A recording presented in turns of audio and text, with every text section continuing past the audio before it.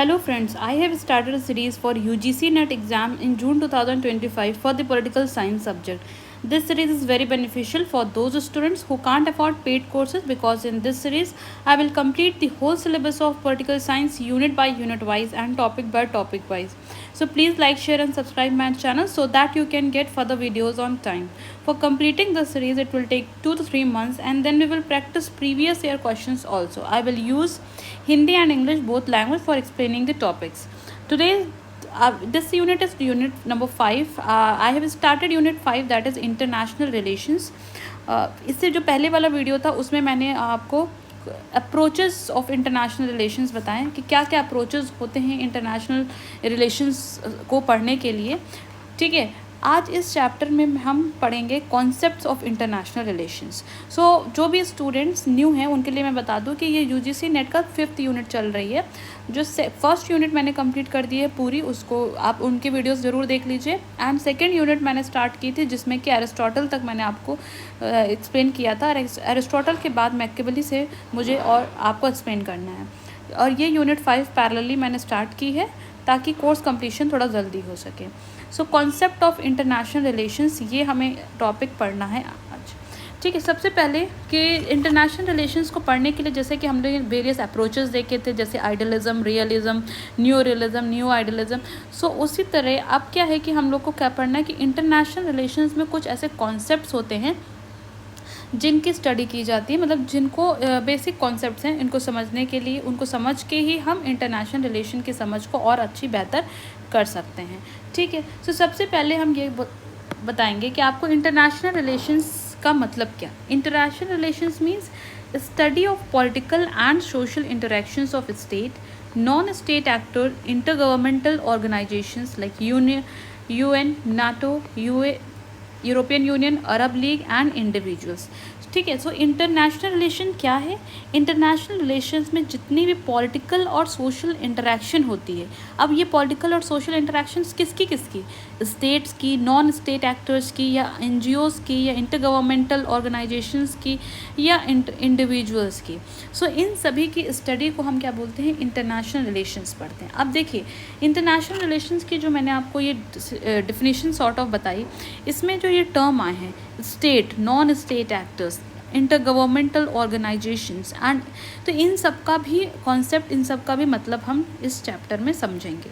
ठीक है, तो इंटरनेशनल रिलेशन क्या है. It is the study of political and social interactions of state, non state actors, intergovernmental organisations like UN, NATO and individuals. Okay, अब अगर हम इसकी थ्योरी की बात करें, to understand such interactions it is necessary for us to appreciate the importance of international relations. okay, and international theory. और theory अगर हम वर्ड ये हम बोल रहे हैं कि इंटरनेशनल थ्योरी अगर हम लोग कह रहे हैं तो international theory means what, analyse the impact of rules and decisions on state behaviour. क्या जो है रूल्स और डिसीजन जो लेते हैं उसका क्या इम्पैक्ट पड़ता है स्टेट के बिहेवियर में. This theory means this one. The second point, understand the changing dimensions and limits of power structure, institutions and order, role of greater transparency and accountability. ठीक है, ये जो पावर स्ट्रक्चर है या वर्ल्ड ऑर्डर है, इस world order पे जो है क्या इसके चेंजिंग डायमेंशंस हैं, क्या लिमिटेशंस हैं, कैसे ये इंस्टीट्यूशंस, डिफरेंट इंस्टीट्यूशन वर्किंग क्या है उनकी, क्या उनके ऑर्डर हैं, और कैसे ये ट्रांसपेरेंसी एंड अकाउंटेबिलिटी का रोल प्ले करना है. तो ये सब चीज़ें हम इंटरनेशनल थ्योरी में पढ़ते हैं. ठीक है, इंटरनेशनल थ्योरी का मतलब यही है जो मैं एक्सप्लेन कर रही हूँ, 3 पॉइंट्स हैं. थ्योरी मीन्स व्हाट कि हम इंटरनेशनल में हम एक स्टेट का दूसरे स्टेट से कैसा इंटरेक्शन है, क्या पॉलिटिकल एंड सोशल इंटरेक्शन है डिफरेंट स्टेट्स के, फिर जो भी रूल्स एंड डिसीजंस लिए जाते हैं इंटरनेशनल सिनेरियो में, इंटरनेशनल उसमें स्टेट के बिहेवियर पे क्या इम्पैक्ट पड़ता है, और ये जो वर्ल्ड ऑर्डर है, ये पावर स्ट्रक्चर है, उसके क्या डायमेंशन में कैसे चेंजेस आ रहे हैं, क्या उसके लिमिटेशंस हैं, और क्या इंस्टीट्यूशंस और उनके ऑर्डर हैं, कैसे ग्रेटर ट्रांसपेरेंसी एंड अकाउंटेबिलिटी का क्या रोल प्ले करता है, कि मतलब इंटरनेशनल रिलेशंस में ट्रांसपेरेंसी होना, अकाउंटेबिलिटी होना, these things also play a greater role. Okay, so ये सब थ्योरी के अंदर आता है. This all include this all. Okay, to promote ideals of justice, greater social inclusion and equality, ठीक है। और theory means what, to promote the ideas of justice, social inclusion and equality. Social inclusion means कि हर एक strata का इंसान, हर एक level का इंसान जो है उसको इंक्लूड किया जाए इकोनॉमी में, ठीक है।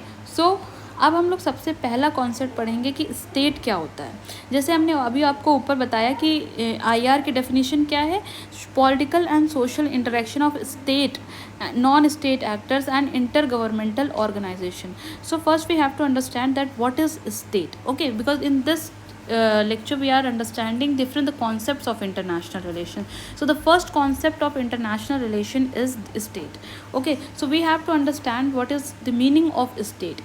See, दो तरह के स्टेट होते हैं। एक तो ये जैसे हमारी कंट्री में डिफरेंट स्टेट्स हैं, ठीक है, for example Uttar Pradesh, Madhya Pradesh, Rajasthan, Maharashtra, Gujarat, so these are states. But एक स्टेट एक अदर भी चीज़ होती है, उसको हम लोग समझते हैं, बिकॉज समटाइम्स जो न्यू होते हैं पॉलिटिकल साइंस के स्टूडेंट्स वो इस डिफ्रेंशिएशंस में कंफ्यूज हो जाते हैं, वो इस चीज़ को समझ नहीं पाते हैं, उनको आधा तो उनका 1-2 सेमेस्टर बीत जाता है, उनको यही लगता है कि अभी वो वाला ही स्टेट की बात हो रही है, बट ऐसा नहीं है, ठीक है। सो स्टेट मीन्स क्या है, स्टेट एक पॉलिटिकल यूनिट है, okay, this thing you have to keep in mind. ये this definition is very important. यहाँ से क्वेश्चन यूपीएससी में भी एक बार आया है, प्रीलिम्स में पूछा गया है, ठीक है। सो जो भी ये मैंने नोट्स बनाए हैं, देखिए जो स्टूडेंट्स अभी न्यू है इस चैनल में, मैं उनको बता दूं, आप मेरी वीडियो से गो थ्रू करेंगे तो आपको दिखेगा कि ये हैंड रिटन नोट्स हैं, टू द पॉइंट नोट्स हैं, ठीक है। तो जो स्टूडेंट चाहे वो यूजीसी की प्रिपरेशन कर रहे हैं या असिस्टेंट प्रोफेसर के एग्ज़ाम की प्रिपरेशन कर रहे हों या यूपीएससी की प्रिपरेशन कर रहे हैं, और यूपीएससी और यूजीसी के जो कॉमन टॉपिक है तो वो सभी के लिए बेनिफिशियल होगा, ठीक है। ये बहुत ही टू द पॉइंट नोट्स हैं। आप इन वीडियोस को मल्टीपल टाइम्स देख सकते हैं, अदरवाइज़ यू कैन, आप वीडियोस को देखिए और अपने नोट्स बनाइए और फिर उसको मल्टीपल टाइम रिवाइज कीजिए, आपके लिए ये बेनिफिशियल होगा all the exam regarding political science, ठीक है। तो अब स्टेट का मैंने यहाँ पे 4 पॉइंट जो लिखा है, that is very important. State क्या है, एक ऐसी पॉलिटिकल यूनिट जिसके पास क्या हो, एक डिफाइंड एरिया हो, पॉपुलेशन हो, उसमें एक गवर्नमेंट हो, और सॉवरेनिटी। सॉवरेनिटी मतलब अल्टीमेट अथॉरिटी जिसके पास, उस स्टेट के पास हो, ठीक है। So these 4 points are very important, you have to keep this in mind because question come from this point, okay. So what is a state? State एक ऐसा पॉलिटिकल यूनिट जिसके पास मीन्स 4 चीज़ें, that is important. The key 4 points are which has the defined area, which have definite population, which has a government and which has a sovereignty, okay. So अब क्या है कि ये तो आपने स्टेट की डेफिनेशन पढ़ी, इसको समझा, ठीक है। फिर इंटरनेशनल जो रिलेशंस है, ये जो इंटरनेशनल रिलेशन का सब्जेक्ट है, अगर हम इन ट्रेडिशनल व्यू में बात करें तो ये किससे डील्स करता है? It deals with the interaction among independent sovereign states. तो अभी हमने स्टेट की बात हमने यहाँ पे पढ़ा कि स्टेट क्या है, एक ऐसी पॉलिटिकल यूनिट जिसकी एक डिफाइंड एरिया है, या हम जैसे बोल सकते हैं टेरिटरी है, उसके अंदर रहने वाले पॉपुलेशन, उसके ऊपर उन पॉपुलेशन को रूल करने के लिए एक गवर्नमेंट, और वो गवर्नमेंट कैसी हो, सॉवरेन हो, मतलब उसी गवर्नमेंट के पास सुप्रीम अथॉरिटी हो डिसीजन लेने के लिए। So this is state. तो अब हमने स्टेट का डेफिनेशन समझ लिया कि स्टेट क्या है। तो इंटरनेशनल रिलेशन क्या है, अब इसको फिर से दोबारा समझने की कोशिश करते हैं कि इंटरनेशनल रिलेशन क्या है।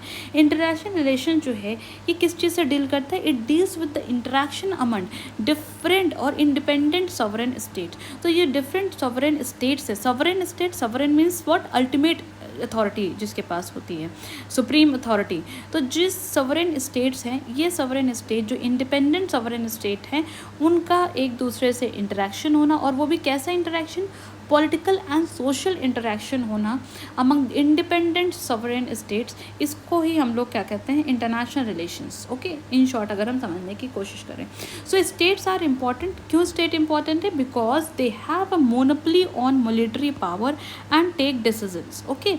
स्टेट की इम्पोर्टेंस क्या है? स्टेट की इम्पोर्टेंस ये है कि जो भी किसी भी, सपोज इंडिया एक, इसमें इंडिया के स्टेट अगर इसको हम लें तो इंडिया जो स्टेट है वहाँ पे इसका क्या है, अगर हम स्टेट को समझने की कोशिश करें तो एक डिफाइंड टेरिटरी है इंडिया की, ओके।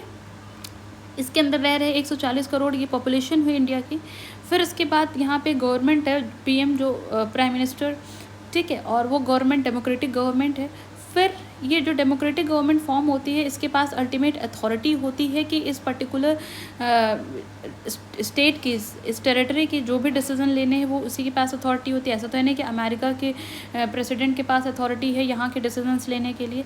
तो आई होप आपको समझ में आ गया। तो इंडियन एक स्टेट है, ठीक है। सो इसी तरह डिफरेंट स्टेट जिनके भी पास डिफाइंड एरिया है, पॉपुलेशन है, गवर्नमेंट है, सॉवरेंटी है, उनको हम स्टेट बोलेंगे। और इसी तरह के इंडिपेंडेंट सॉवरेन स्टेट का जब इंटरेक्शन होता है उसी को हम इंटरनेशनल रिलेशंस बोलते हैं। मतलब ऐसे संबंध जो इंटरनेशनल हैं, ठीक है, जो एक स्टेट का दूसरे स्टेट से। आई होप मैंने बहुत क्लियर वर्ड्स में आपको ये चीज़ें समझा दी हैं, आपको बहुत क्लियरली ये चीज़ समझ में आ गई होगी।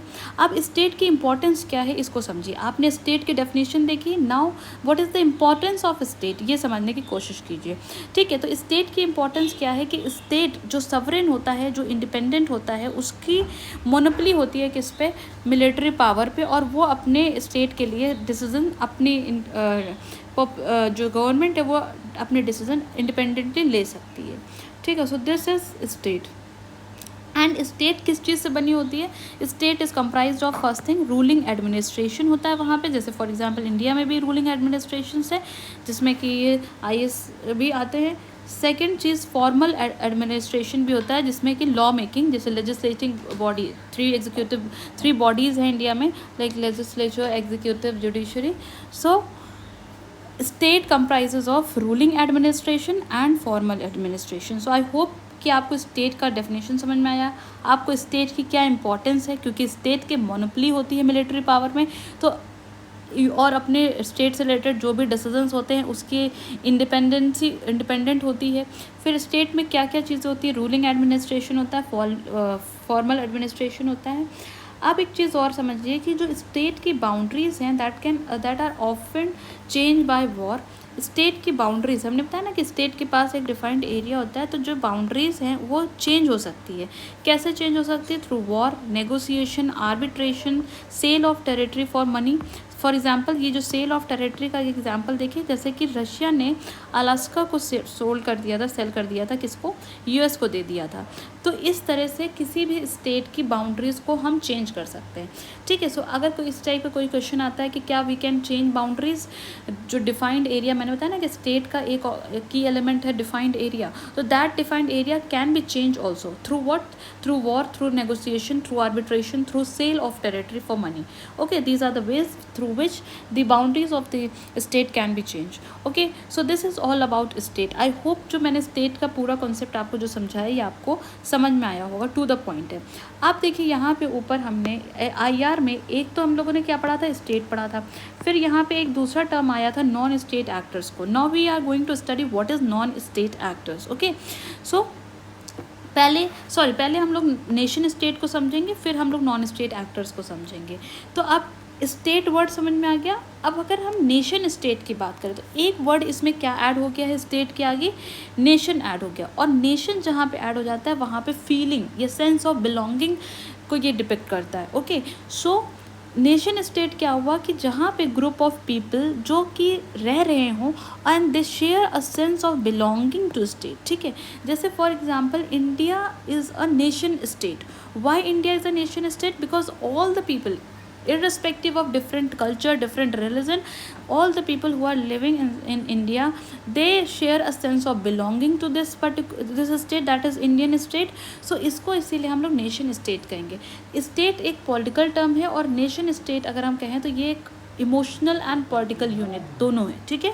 आई होप ये टर्म आपको समझ में आ रहे होंगे, बहुत ही क्लियर मैं समझाने की कोशिश कर रही हूँ, ठीक है। सो नेशन स्टेट मतलब नेशन जहाँ पे आ जाए तो मतलब कि उस स्टेट के प्रति अगर जिसके अंदर बिलोंगिंगनेस की भावना हो कि हाँ मैं इस स्टेट से बिलोंग करता हूँ, ऐसे ग्रुप ऑफ पीपल जो शेयर करे सेंस ऑफ बिलोंगिंगनेस, उसको हम नेशन स्टेट करते हैं। और यहाँ पे क्या होती है? Collective cultural, geographical and political identity होती है। For example in India different cultural people are living together, ठीक है। डिफरेंट जियोग्राफिकल लैंडस्केप्स हैं, पॉलिटिकल आइडेंटिटीज़ हैं। तो India is a nation state. Okay, so collective cultural, geographical and political identity को ये depict करता है।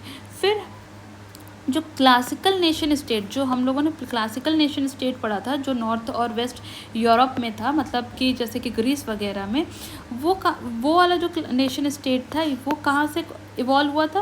वो पीस ऑफ वेस्टफेलिया जो 1648 में हुई थी, वहाँ से ये टर्म इवॉल्व हुआ था।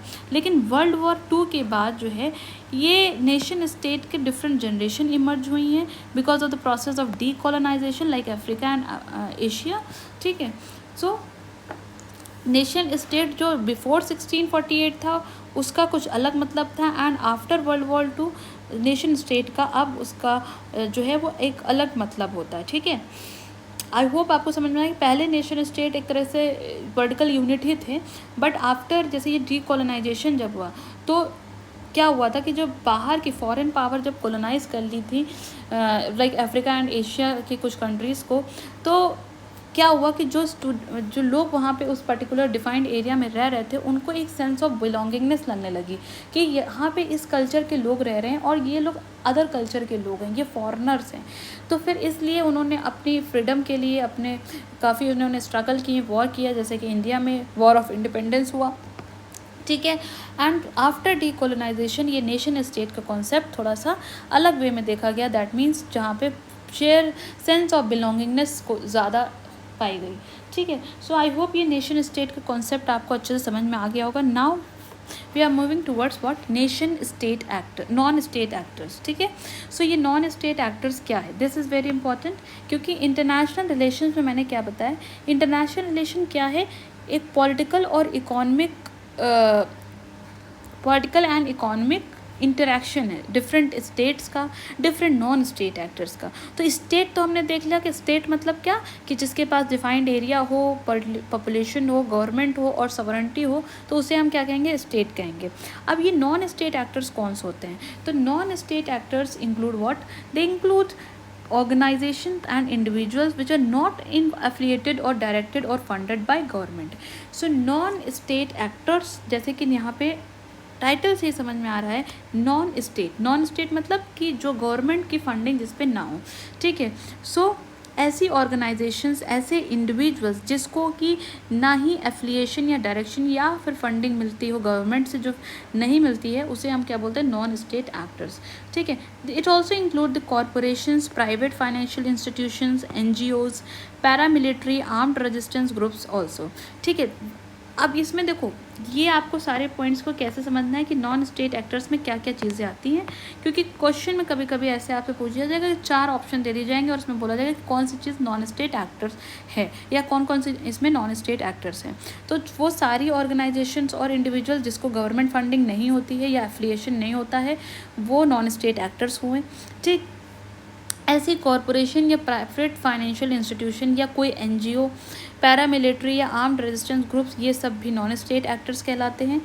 या कोई लार्ज नेशनल या मल्टीनेशनल जो कॉरपोरेशंस होती हैं, जैसे for example Coca Cola company, ठीक है, मैकडोनल्ड, ये सब क्या है, ये भी क्या है, नॉन स्टेट एक्टर्स है, क्योंकि ये गवर्नमेंट की नहीं, ये प्राइवेट या MNCs हैं ये। ठीक है, फिर इंटरनेशनल मीडिया कॉन्ग्लोमरेट्स मतलब जैसे कि ये रूटर्स है, एसोसिएटेड प्रेस है, ये सब क्या है, ये इनकी जो रिपोर्ट होती है सोशल और पॉलिटिकल सिचुएशन पे, ये पूरे कंट्रीज़ को कवर करती हैं, all the countries world wide ये कवर करती हैं। तो ये क्या है, ये इंटरनेशनल मीडिया का एक ग्रुप है। ठीक है, रूटर्स, तो इसको भी हम, ये क्या किसके अंदर आता है, ये नॉन स्टेट एक्टर्स के अंदर आता है।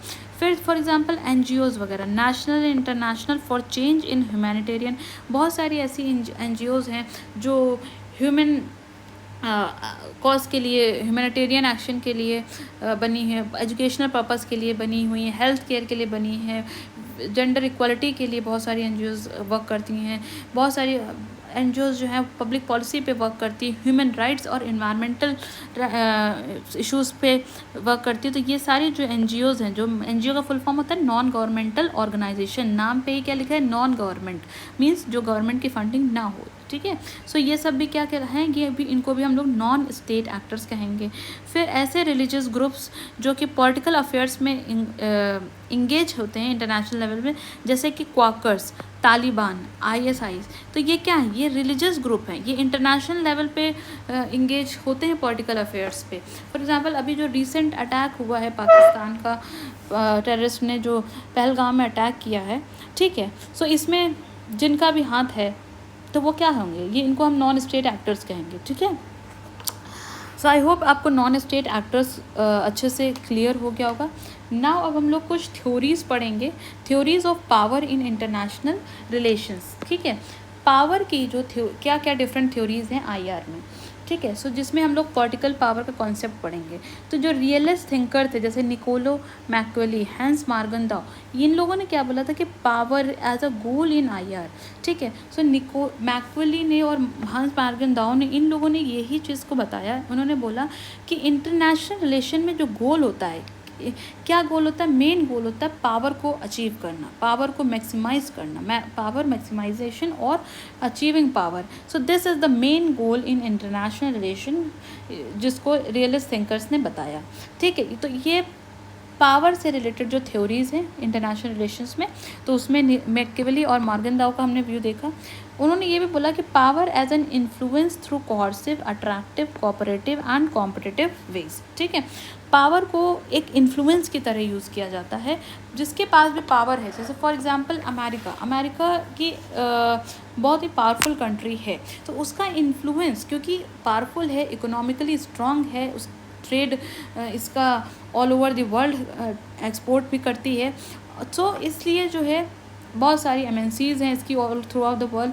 सो इसलिए पावर जो है एक तरह से इन्फ्लुएंस का भी वर्क करती है, या तो कोऑर्सिव करके, मतलब कोर्स करना, या फिर अट्रैक्ट करना, या कॉपरेट करके, या कॉम्पिटिटिव वे। कॉम्पिटिटिव जैसे US का कंपटीशन कौन है, चाइना, तो US अपने पावर को यूज़ करती है, इन्फ्लुएंस करती है, बट चाइना से कॉम्पीट भी करती है। कॉपरेटिव जैसे कैसे हुआ, कॉपरेटिव फॉर एग्जांपल इंडिया और US के रिलेशन थोड़ा कॉपरेटिव बेसिस पे हैं।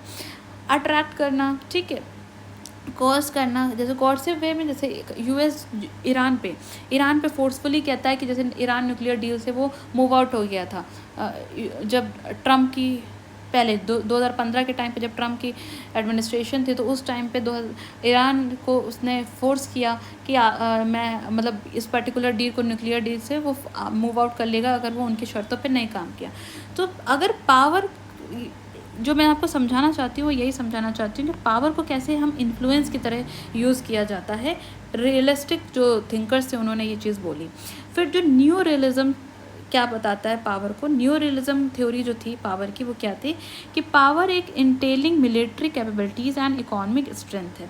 तो न्यू रियलिज्म किस चीज़ को बोलते हैं, न्यू रियलिस्ट थिंकर के अकॉर्डिंग पावर क्या है, एक मिलिट्री कैपेबिलिटी होना और इकोनॉमिक स्ट्रेंथ होना, ठीक है। Power is a victory in conflict and attainment of security. Power को और कैसे डिफाइन किया गया कि जब कोई लड़ाई हो तो उसमें अगर विक्ट्री जिस भी पार्टी की हो रही, that means that party is powerful. And attainment of security, if you are, आपने बहुत अच्छे से सिक्योर कर लिया है अपने स्टेट को, तो ये भी एक पावर को डिनोट करता है, ठीक है। अब ये तो हमने थ्योरीज ऑफ पावर देख ली, रियलिस्ट थिंकर के अकॉर्डिंग, न्यू रियलिज्म के अकॉर्डिंग। अब हम लोग पढ़ते हैं पोलैरिटी का मतलब क्या होता है। एक और कॉन्सेप्ट है polarity. Polarity means what, the distribution of power in international system, ठीक है। तो पोलैरिटी क्या डिस्क्राइब करती है कि कैसे इंटरनेशनल सिस्टम में पावर डिस्ट्रीब्यूट हुआ है, इसको हम पोलैरिटी कहते हैं, ठीक है। अब पावर का डिस्ट्रीब्यूशन 3 वेज से होता है, एक तो यूनिपोलैरिटी, एक बायपोलैरिटी और एक मल्टीपोलैरिटी, ठीक है। सो बायपोलैरिटी मीन, यूनिपोलैरिटी मतलब जहाँ पे पावर किसके पास हो, एक ही मतलब जगह पे कंसंट्रेट हो, वन पावर, या उसी को हम हेजमन कहते हैं। बायपोलैरिटी मतलब जब 2 ग्रेट पावर्स हो या पावर का कंसंट्रेशन 2 पोल्स पे हो। मल्टीपोलैरिटी मीन्स प्रेजेंस ऑफ 3 और मोर पावर्स, जब पावर का कंसंट्रेशन 2 या 3 से ज़्यादा पोल्स पे कंसंट्रेटेड हो, ठीक है। सो अगर यूनिपोलैरिटी का हम एग्जांपल थे, जैसे for example after the disintegration of USSR, जैसे 1990 तक, उससे पहले कोल्ड वॉर चल रही थी, तो कोल्ड वॉर पीरियड के टाइम पे US और रशिया 2 यूएसएसआर, यूएस और यूएसएसआर दो ग्रेट पावर्स थी। फिर after the disintegration of USSR in 1990, तो after 1990s US as a hegemon emerge होके आया और यूएस जो है वो एक यूनिपोलैरिटी वर्ल्ड बन गया। मतलब ये वर्ल्ड कैसा हो गया, यूनिपोलैरिटी हो गया। मीन्स सबसे ग्रेट पावर किसके पास आ गई, वो यूएस ही था सबसे ग्रेट पावर। और अब अगर हम लोग चेंजिंग डायमेंशंस को देखें इस पोलैरिटी का, तो अब हमें ये समझ में आ रहा है कि धीरे धीरे अदर भी पावर्स इमर्ज हो रही हैं। For example China is counter acting US in some और वे। उसकी जो इकॉनमी और यूएस की इकॉनमी में बहुत ज़्यादा डिफरेंस नहीं बचा हुआ है। India is an Asian country which is also a emerging power, ठीक है। सो अब ये पोलैरिटी जो है, जो ये पावर का डिस्ट्रीब्यूशन है इंटरनेशनल सिस्टम, वो धीरे धीरे कैसा बनता जा रहा है, मल्टी पोलैरिटी बनता जा रहा है। तो यहाँ से जो क्वेश्चन है ना यूपीएससी में ज़रूर आता है, ठीक है, मतलब आया हुआ है। सो अब जब मैं इसका लेक्चर आपको, अभी तो ये मैं कॉन्सेप्ट को समझा रही हूँ, तो ब्रीफ में समझा रही हूँ, इन्हीं कॉन्सेप्ट्स को मैं डिटेल में आपको समझाऊंगी। और जब यूपीएससी की सीरीज़ में चलाऊंगी, जिसमें कि यूपीएससी ऑप्शनल जो पॉलिटिकल साइंस वाले स्टूडेंट्स हैं उनके लिए मैंने सोचा है कि सीरीज़ चलाएंगे जहाँ पे आंसर राइटिंग प्रैक्टिस होगी, बेसिक कॉन्सेप्ट्स और सिलेबस कंप्लीशन होगा। तो वहाँ पे इस चीज़ को मैं और क्लियरिटी से आपको समझाऊंगी, ठीक है। सो आई होप ये पोलैरिटी का कॉन्सेप्ट आपको समझ में आ गया होगा। नाउ अब हम लोग पढ़ेंगे अदर फ्यू कॉन्सेप्ट। ये सुपर पावर क्या होता है, ये ग्रेट पावर क्या होता है, मिडिल पावर क्या होता है, स्मॉल पावर क्या होता है, ये छोटे छोटे टर्म्स हैं, इनको समझिए। सुपर पावर जो है ये टर्म किसने कॉइन किया था, विलियम टी फॉक्स ने इन 1944। इन्होंने बोला सुपर पावर मतलब होना क्या, जो great power plus great mobility of power, उसको हम सुपर पावर कह सकते हैं, ठीक है। जिसके पास बहुत ज़्यादा पावर हो और पावर की भी मोबिलिटी भी हो, मतलब पावर इधर से उधर ट्रांसफर भी हो सके। तो इसमें 3 स्टेट्स बताए थे विलियम टी फॉक्स ने, एक ब्रिटेन को बताया था, एक सोवियत यूनियन और यूएस। ये 3 स्टेट्स को क्या बताया था, सुपर पावर बताया था। ग्रेट पावर मतलब क्या, जिसके पास strong political, cultural and economic influence हो ओवर नेशन, वो क्या होते हैं, ग्रेट पावर। और मिडिल पावर जैसे कुछ फोरम्स हो गई, G20, WTO, तो ये क्या है, ये these are the international organisations, तो इनके पास भी पावर होती है। Small powers, these are the instruments of other types of powers. अगर हम इसमें बोले तो कुछ नॉन स्टेट एक्टर्स भी इंक्लूड होते हैं जिसके पास थोड़ी बहुत इंटरनेशनल रिलेशंस में पावर भी होती है, ठीक है। जैसे कोई एनजीओ है और वो ह्यूमन राइट्स पे वर्क कर रहा है, ठीक है, ह्यूमन राइट इश्यूज़ पे वर्क कर रहा है, तो इंटरनेशनल सिनेरियो में कोई अगर ऐसा कहीं केस दिख गया किसी कंट्री में जहाँ पे ह्यूमन राइट वायलेशन हो रहा है, तो उस एनजीओ के पास वो वॉइस रेज करते हैं, एनजीओ जो है वो कैंपेन चलाते हैं, तो वहाँ से क्या होता है, थोड़ा सा उनके पास भी थोड़ी बहुत स्मॉल पावर होती है to change the political decisions, okay. So आपको आई होप ये समझ में आ गया होगा कि super power, great power, middle power, small power क्या होती है। एक और कॉन्सेप्ट है hard, soft and smart power, ठीक है। अभी हम लोगों ने super, great, middle, small power देखा, अब हार्ड पावर क्या है, सॉफ्ट पावर क्या है, स्मार्ट पावर क्या है, इसको हम लोग समझने की कोशिश करते हैं। ये भी थोड़ी छोटी सी कॉन्सेप्ट है, इसको देखिए।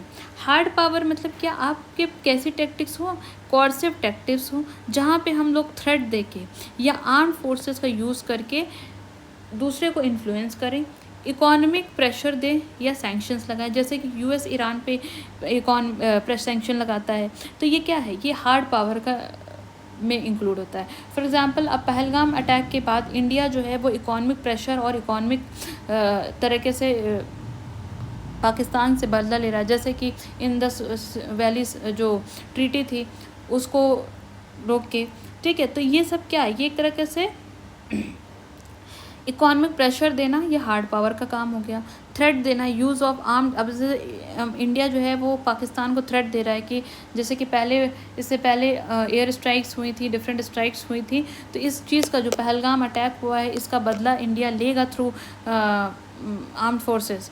तो ये भी क्या है, ये हार्ड पावर को डिनोट करता है। आई होप आपको हार्ड पावर अच्छे समझ में आ गई होगी। अब सॉफ्ट पावर का कॉन्सेप्ट, इससे पहले भी मैंने जो लेक्चर था उसमें मैंने जोसेफ नाय का नेम आपको लिया था, जो कि जोसेफ नाय जो हैं वो क्या बताते हैं कि जब हम लोग किसी कल्चरल वैल्यूज़ पे डिबेट्स करें, हम डिप्लोमेसी करें, तो ये सब किस में आता है, ये सॉफ्ट पावर में आता है। इंफॉर्मेशन का डिसमिनेशन करने, कोई प्रोपेगेंडा को स्प्रेड करना या कल्चरल प्रोग्रामिंग करना। For example India and Bhutan, India and Bangladesh, तो यहाँ पे क्या है कि बिकॉज ऑफ जो नेबरहुड होने की वजह से, कुछ कुछ कल्चर सेम होने की वजह से, बुद्धिज़्म लाइक नेपाल में फॉलो किया जा रहा है तो इंडिया में भी बुद्धिज़्म है, तो कल्चर वैल्यूज़ के बेसिस पे डिबेट्स और डिप्लोमेसी करना, तो ये सब किसके अंदर आता है, सॉफ्ट पावर के अंदर आता है, ठीक है। और स्मार्ट पावर क्या होती है, जब हम सॉफ्ट और हार्ड पावर दोनों का यूज़ करते हैं तो उसको हम क्या बोलते हैं, स्मार्ट पावर कहते हैं। सो आई होप ये hard, soft and smart power का कॉन्सेप्ट आपको समझ में आया होगा। एक कॉन्सेप्ट होता है फास्ट पावर का, इसको किसने दिया था, जोसेफ चिपमैन ने।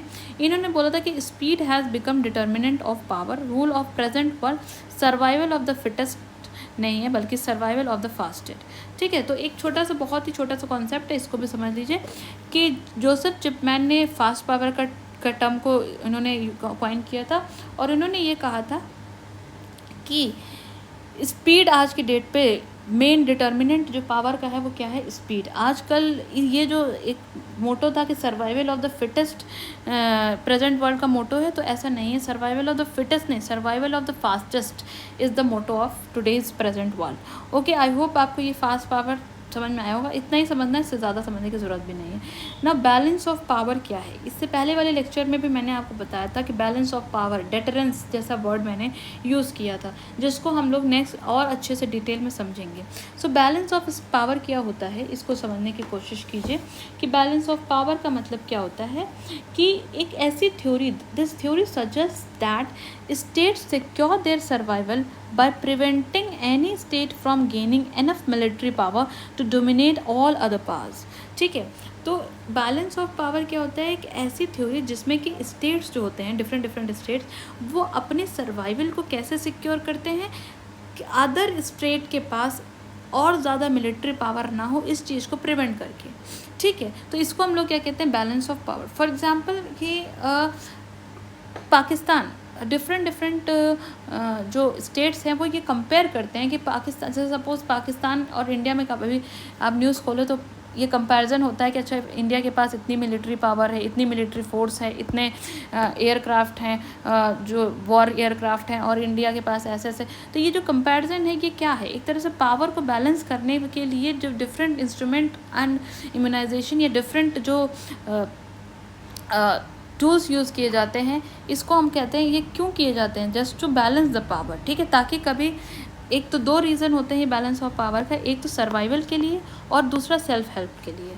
सो आई होप ये बैलेंस ऑफ पावर आपको समझ में आया होगा ना। थ्योरीज ऑफ सॉवरेनिटी, अब हम लोग दो थ्योरीज ऑफ सॉवरेनिटी पढ़ेंगे। मैंने आपको पहले बताया, जब स्टेट को मैं समझा रही थी तो स्टेट का मैंने डेफिनेशन में मैंने क्या बताया था कि 4 की एलिमेंट होते हैं। एक होता है defined boundary, second is population, third is government, and fourth is what, sovereignty. तो वहाँ पे मैंने आपको सॉवरेनिटी बताया था। तो सॉवरेनिटी का मतलब थोड़ा सा और समझने की कोशिश कीजिए कि क्या होता है सॉवरेनिटी का मतलब, ठीक है। So wait a second please.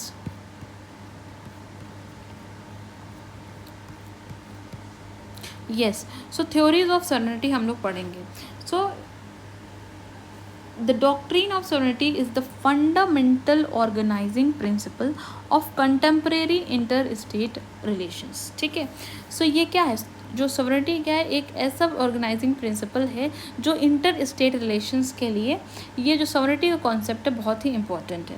Sovereignty मतलब क्या, कि independence of state power from any other power both in international relations as well as in internal matter. ये यहाँ पे सॉवरेनिटी का डेफिनेशन कह लीजिए, या इसको आप समझने की कोशिश कीजिए क्या है सॉवरेनिटी। मतलब मैंने क्या आपको बताया कि स्टेट के पास, जो स्टेट है, स्टेट के पास इतनी पावर है, इतनी इंडिपेंडेंस है कि वो इंटरनेशनल रिलेशन और इंटरनल मैटर्स दोनों में, चाहे बाहर की बात हो चाहे वो अंदर की बात हो, दोनों मैटर्स में जो है स्टेट के ही पावर्स जो है वो इंडिपेंडेंस होती है डिसीजन लेने की। फॉर एग्जांपल अभी इंडिया में अटैक हुआ पहलगाम का, मैं बार बार इंडिया का एग्जांपल इसलिए रिलेट कर रही हूँ क्योंकि वो अभी रिसेंट चीज़ है, इसलिए आपको बेटर वे में समझ में आएगी। तो इंडिया में जो पहलगाम अटैक हुआ, अब क्योंकि इंडिया एक सॉवरेन कंट्री है, ठीक है, सो इंडिया के पास सोली पूरा डिसीजन लेने की फ्रीडम है, ठीक है, इंडिपेंडेंस है इंडिया के पास कि अब इस चीज़ का जवाब इंडिया कैसे देगी, कैसे इस चीज़ का बदला लेगी। तो ये इंडियन गवर्नमेंट या इंडियन आर्मी के पास पूरी फ्रीडम है। अगर हमारी कंट्री सवरेन ना होती तो हो सकता हमारी जगह पे अदर पावरफुल कंट्री डिसीजन ले रही होती। फॉर एग्जांपल यूएस में भी ले लेती, या फिर रशिया या फिर चाइना, कोई अदर कंट्री हमारे बिहाफ में डिसीजन लेती। But since India is a sovereign country, so India has the full independence to take the decision in international relation also as well as in internal matters also. कोई internal matter भी हो जाता है तो वहाँ पे भी इंडिया की जो गवर्नमेंट है उसके पास सुप्रीम अथॉरिटी होती है to take decision, and this is called sovereignty. I hope आपको सॉवरेनिटी अच्छे से समझ में आ गया होगा। अब सॉवरेनिटी के 3 मेन फीचर्स होते हैं, एक अथॉरिटी, एक कमांड एंड बीइंग ऑबिट। ठीक है, ये बहुत अच्छे से समझ लीजिए। अगर कोई कंट्री सॉवरेन है तो दैट मीन्स कि उसके पास अथॉरिटी है, वो उसके पास कमांड भी है, और वो उसको ऑबे करने का भी, उसे ऑबे भी किया जाएगा। ठीक है, जैसे इंडियन गवर्नमेंट सॉवरेन है तो इंडियन गवर्नमेंट के पास अथॉरिटी भी है टू टेक डिसीजन। अब कोई चीज़ कमांडिंग पावर भी है, और इंडिया को ऑबे भी किया जाएगा क्योंकि इंडिया को एक तरीके से अथॉरिटी मिली है। अथॉरिटी मतलब ही मैंने आपको यूनिट 1 में पावर वाले चैप्टर में ये चीज़ समझाई थी कि authority means power plus some legitimacy. ठीक है, you have power also and you have some legitimacy also, this is authority, and this if you have this authority this means you are a sovereign country और sovereign state. Okay, so I hope आपको ये चीज़ें समझ में आई होंगी। Now अब हम लोग 2 डायमेंशंस को पढ़ेंगे, internal dimension and external dimension. So sovereign rights of state in decision making and enforcement authority in a given territory. Internal अगर हम बात करें डायमेंशन को, तो सवरेंटी का इंटरनल डायमेंशन क्या होता है कि स्टेट के पास पूरा अधिकार होता है कि जो भी टेरिटरी के अंदर के लिए जो भी डिसीजन लेने हैं या इन्फोर्समेंट अथॉरिटी है वो उसका अधिकार स्टेट के पास होता है। और एक्सटर्नल डायमेंशन क्या है सॉवरेनिटी का, कि acceptance of authority of state by other state. Okay, I hope ये बात आपको समझ में आ रही होगी कि अगर एक्सटर्नल सॉवरेनिटी का मतलब क्या हुआ कि जैसे इंडिया की गवर्नमेंट सॉवरेन है और इंडिया एक सॉवरेन स्टेट है, तो इसको अदर स्टेट्स भी कंसिडर करते हैं, इस चीज़ को समझते हैं और इस चीज़ को एक्सेप्ट करते हैं, तभी इंडिया सॉवरेन है। ठीक है, अगर मान लीजिए यूएस कहते हैं कि नहीं, मेरे according India is not sovereign and I am going to take decision on behalf of Indian government, तो यहाँ पे फिर क्या इंडिया के पास सॉवरेनिटी रह जाएगी? नहीं। तो एक्सटर्नल सॉवरेनिटी मीन्स कि फॉर एग्जांपल अभी इजराइल एंड पैलेस्टीन का वॉर हो रहा है, there are some other countries या कंट्रीज़ नहीं, कुछ ऐसे एरियाज़ हैं जहाँ पे सुप्रीम अथॉरिटी नहीं है, सॉवरेनिटी नहीं, उनके बिहाफ में कोई दूसरा डिसीजन लेता है। ठीक है, तो उसको हम क्या कहेंगे कि एक्सटर्नल सॉवरेनिटी नहीं है। तो सॉवरेनिटी के 2 डायमेंशन होते हैं, एक इंटरनल डायमेंशन होता है और एक एक्सटर्नल डायमेंशन होता है। इंटरनल मतलब internal affairs of any territory और कंट्री, इस जो है वो कौन लेता है, वो स्टेट के पास होता अधिकार होता है। और उसी तरह एक्सटर्नल सॉवरेनिटी मीन्स ये कि जो अदर स्टेट्स हैं वो दूसरे स्टेट की सॉवरेनिटी को एक्सेप्ट करें, this is what external sovereignty. I hope आपको समझ में आ गया। अब हम लोग जो है अब 2 थ्योरीज़ हैं सॉवरेनिटी की, उसको पढ़ेंगे, फिर हम लोग कॉन्सेप्ट ऑफ सिक्योरिटी को पढ़ेंगे एंड दिस। सो अब क्या 2 थ्योरीज़ हैं, तो पहली थ्योरी है एब्सोल्यूट सॉवरेनिटी और रिलेटिव सॉवरेनिटी। तो ये एब्सोल्यूट सॉवरेनिटी का मतलब क्या है और रिलेटिव सॉवरेनिटी का मतलब क्या है, इसको समझने की कोशिश कीजिए। ये जो एब्सोल्यूट सॉवरेनिटी का कॉन्सेप्ट था ये कब आया? In late 19th century, emerged in Germany and England. Germany और इंग्लैंड में ये एब्सोल्यूट सॉवरेनिटी जैसा कॉन्सेप्ट इमर्ज हुआ। रिलेटिव सॉवरेनिटी वाला कॉन्सेप्ट कब इमर्ज हुआ? During inter war period. And इसका मतलब क्या था कि sovereignty is not merely supreme authority, that is summa potestas, authority over which there is no other authority, but also what? Plenitude potestas. ये जो 2 टर्म है ना, ये टर्म इंपॉर्टेंट है, यहाँ से क्वेश्चन आता है। क्वेश्चन कैसे आएगा कि मान लो आपको सुम्मा प्रोटेस्टास दिया है तो इसका आपको ऑप्शन में पूछेगा कि इसका मतलब क्या हुआ। तो सुम्मा प्रोटेस्टास मतलब होता है कि ऐसी अथॉरिटी जिसके ऊपर किसी और की अथॉरिटी ना हो। फॉर एग्जांपल आप अपना एग्जांपल लीजिए कि आप अगर आप कहते कि नो आई एम सुप्रीम, मेरी लाइफ के लिए मैं ही सुप्रीम हूँ, तो जो भी मेरे लाइफ के लिए डिसीजन होंगे वो मेरे ही होंगे। So authority over which there is no other authority, उसको हम लोग क्या कहते हैं? सुमा प्रोटेस्टास। तो इस टाइप की जो सॉवरेनिटी थी इसको ये एब्सोल्यूट सॉवरेनिटी होती है। और साथ ही साथ सुमा प्रोटेस्टास के साथ साथ प्लेनिट्यूड प्रोटेस्टास भी एब्सोल्यूट सॉवरेनिटी का पार्ट है। प्लेनिट्यूड प्रोटेस्टास मतलब फुल और मोर और लेस अनलिमिटेड पावर। ठीक, मतलब अथॉरिटी भी ऐसी कि जिसके ऊपर कोई दूसरी अथॉरिटी नहीं, और उस जो भी अथॉरिटी जिसके पास है, जो सॉवरेन स्टेट है, वो उसके पास अनलिमिटेड पावर हो। तो इस टाइप का कॉन्सेप्ट, ये जो एब्सोल्यूट सॉवरेनिटी का कॉन्सेप्ट, ये लेट 19th सेंचुरी जर्मनी और इंग्लैंड में इमर्ज हुआ था। अब रिलेटिव सॉवरेनिटी मतलब क्या हुआ? ये तो एब्सोल्यूट सॉवरेनिटी हो गई कि भाई सबसे ऊपर की अथॉरिटी, उसके ऊपर और कोई अथॉरिटी नहीं, और सारी पावर, अनलिमिटेड पावर उस अथॉरिटी के पास, ये हो गई एब्सोल्यूट सॉवरेनिटी। अब रिलेटिव सॉवरेनिटी क्या है? ये ड्यूरिंग इंटरवॉर पीरियड ये इमर्ज हुई। Sovereignty can be subordinated in international law, but sovereignty of a state can not be subordinated to another state because all state in principle are equal. Coexistence of state within international community. तो ये relative sovereignty का concept क्या कहता है कि relative sovereignty मतलब ये कि एब्सोल्यूट सॉवरेनिटी नहीं, मतलब आपने कोई डिसीजन ले लिया, वो आपका ही, मतलब इसके ऊपर कोई अदर डिसीजन नहीं होगा, किसी दूसरे स्टेट का डिसीजन नहीं होगा, ठीक है। रिलेटिव सॉवरेनिटी क्या कहती है कि किसी दूसरा स्टेट के लिए एक स्टेट सबऑर्डिनेट नहीं होता है, बट उस स्टेट को किसके अगेंस्ट सबऑर्डिनेट होना पड़ेगा? कोई भी अगर इंटरनेशनल लॉ है, फॉर एग्जांपल ह्यूमन राइट्स से रिलेटेड या इन्वायरमेंटल प्रोटेक्शन से रिलेटेड, सो ये क्या है? ये रिलेटिव सॉवरेनिटी है। मैं आपको फिर इस एग्जांपल को थोड़ा सा एक्सप्लेन कर रही हूँ कि जैसे फॉर एग्जांपल ग्लोबल वार्मिंग बढ़ती जा रही है। अब ग्लोबल वार्मिंग किसी एक कंट्री का इशू नहीं है, this is what global means what, ये पूरे world wide problem and concern है।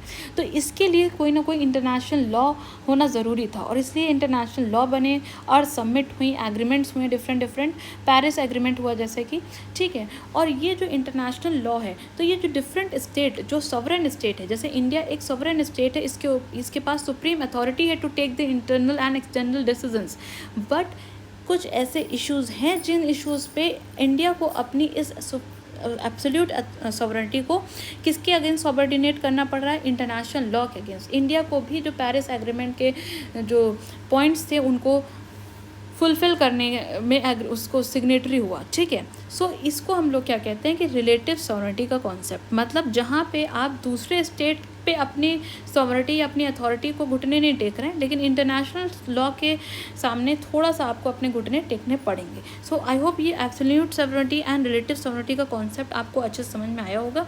नाउ हम लोग पढ़ते हैं कि कॉन्सेप्ट ऑफ सिक्योरिटी क्या है, ठीक है। This is the last topic of this lecture. इसके बाद ये यूनिट,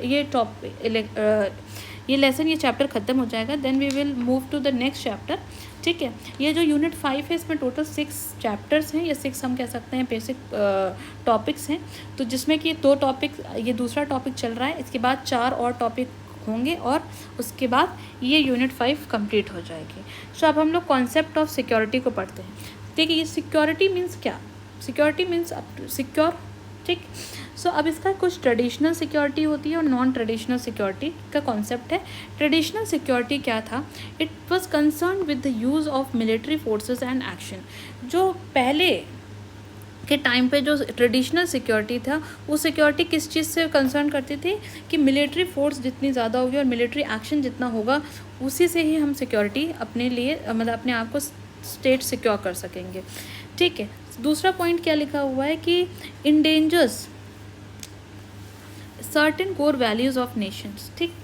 सो ट्रेडिशनल सिक्योरिटी क्या बेसिकली कहती है कि ये जो क्या इंडेंजर करता है? Certain core values of a nation, like sovereignty, independence, territorial integrity, ठीक है। तो ट्रेडिशनल सिक्योरिटी ये चीज़ हो गई। थर्ड पॉइंट क्या है कि it can be both external and internal. अब थ्रेट्स दोनों तरह के हो सकते हैं। सिक्योरिटी किसके अगेंस्ट होनी चाहिए? एक्सटर्नल थ्रेट्स के लिए के भी अगेंस्ट और इंटरनल थ्रेट्स के भी अगेंस्ट। तो एक्सटर्नल थ्रेट जैसे threats emanating from other countries like war, like for example India के लिए थ्रेट कौन है? पाकिस्तान की टेररिज्म फैलाता है।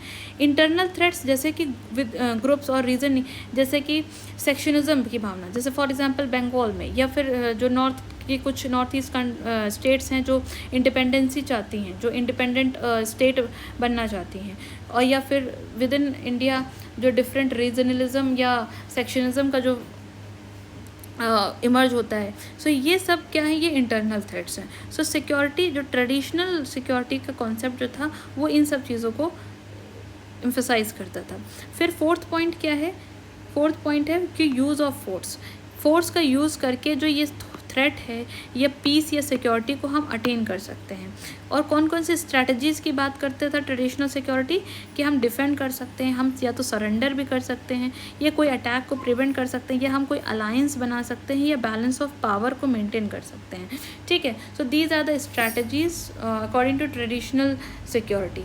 अब ये नॉन ट्रेडिशनल सिक्योरिटी में क्या क्या आता है, it goes beyond the military action. Non traditional security क्या कहती है, सिर्फ मिलिट्री फोर्सेस का यूज़ करना या मिलिट्री एक्शन से ही सिक्योरिटी नहीं होगी, हमको कुछ मिलिट्री एक्शन से बियॉन्ड जाना पड़ेगा और अदर काइंड्स ऑफ थ्रेट्स पे फोकस करना पड़ेंगे जो कि ह्यूमन एक्सिस्टेंस के लिए इम्पैक्ट कर रहे हैं। फॉर एग्जांपल अभी जो है सिर्फ टेररिज्म सिर्फ या फिर अटैक जो वॉरफेयर अटैक होते हैं यही हमारे लिए थ्रेट नहीं है, थ्रेट अदर चीज़ें भी बन चुकी हैं, जैसे साइबर अटैक, ये भी एक थ्रेट है, तो ये भी हमारी इंडियन सिक्योरिटी के लिए थ्रेट है। तो ये कुछ non traditional types of security के बारे में बात करता है। फिर जैसे कि सिक्योरिटी ऑफ इंडिविजुअल, जैसे यहाँ पे जो ट्रेडिशनल सिक्योरिटी का कॉन्सेप्ट था वो सिर्फ किस चीज़ों पे कहता था कि अगर सिक्योरिटी नहीं हुई तो हमारी नेशन की जो वैल्यूज़ हैं जैसे सॉवरेंटी, इंडिपेंडेंसी या टेरिटोरियल इंटीग्रिटी, इस पे कहीं ना कहीं इम्पैक्ट पड़ेगा। लेकिन नॉन ट्रेडिशनल सिक्योरिटी जो है वो नॉन ट्रेडिशनल सिक्योरिटी किस चीज़ पे बेस बोलती है कि सिक्योरिटी इंडिविजुअल की भी सिक्योरिटी को प्रोटेक्ट करना और ह्यूमैनिटी को एज अ होल प्रोटेक्ट करना भी इंक्लूड करना चाहिए नॉन ट्रेडिशनल सिक्योरिटी में। सो आई ये आपको ट्रेडिशनल और नॉन ट्रेडिशनल सिक्योरिटी समझ में आ रही होगी।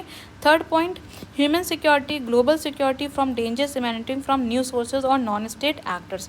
ठीक है, तो ये नॉन ट्रेडिशनल सिक्योरिटी और किस टाइप की सिक्योरिटी की बात करता है, ह्यूमन सिक्योरिटी की, ग्लोबल सिक्योरिटी की बात करता है, या अदर जो नॉन स्टेट एक्टर्स हैं उनके थ्रू जो थ्रेट्स या डेंजर्स होते हैं उनको भी इनके बारे में ये बात करता है। फिर फोर्थ पॉइंट को देखिए, न्यू काइंड्स ऑफ थ्रेट्स जैसे कि टेररिज्म है, पॉवर्टी है, ह्यूमन राइट्स वायलेशन है, ह्यूमन एपिडेमिक्स है। फॉर एग्जांपल अभी कोविड हुआ, कोविड को बोला जा रहा था कि चाइना ने फैलाया है और चाइना की लैब से हुआ है। सो या माइग्रेशन, फॉर एग्जांपल बांग्लादेश से इतना माइग्रेशन हो रहा है क्योंकि वहाँ पे प्रॉब्लम्स हैं इंटरनल। ठीक है, सो ये भी सिक्योरिटी का ही पार्ट में आता है। ठीक है, सो ये नॉन ट्रेडिशनल व्यू क्या कहता है, ये कि ये सब भी चीज़ें सिक्योरिटी के अंडर आती हैं और इस पर भी हमें मतलब कंसर्न फोकस करना चाहिए। Terrorism, poverty, human rights violation. And इसमें कौन कौन से स्ट्रैटेजीज उन्होंने बताई, कॉपरेशन उन्होंने सबसे इम्पॉर्टेंट स्ट्रैटेजी बताई कि डिफरेंट जो नेशन स्टेट्स हैं वो कॉपरेट करके इस टाइप के थ्रेट्स को जो है से अपने आप को बचा सकते हैं, सिक्योर कर सकते हैं। सिर्फ और सिर्फ मिलिट्री एक्शन ही एक तरीका नहीं है सिक्योरिटी को मैक्सिमाइज करने के लिए। These are some other non-traditional threats, and in order to tackle these non-traditional threats we have to cooperate, different nation states have to cooperate among these global concerns. So I hope ये जो traditional और non traditional security concept है ये आपको अच्छे से समझ में आएगा। So this is all about this lecture. I hope आपको ये लेक्चर पसंद आया होगा। सो प्लीज़ जो स्टूडेंट न्यू हैं वो प्रीवियस लेक्चर्स को ज़रूर देखें for better clarity, and please like, share and subscribe this channel. Thank you so much for watching this video.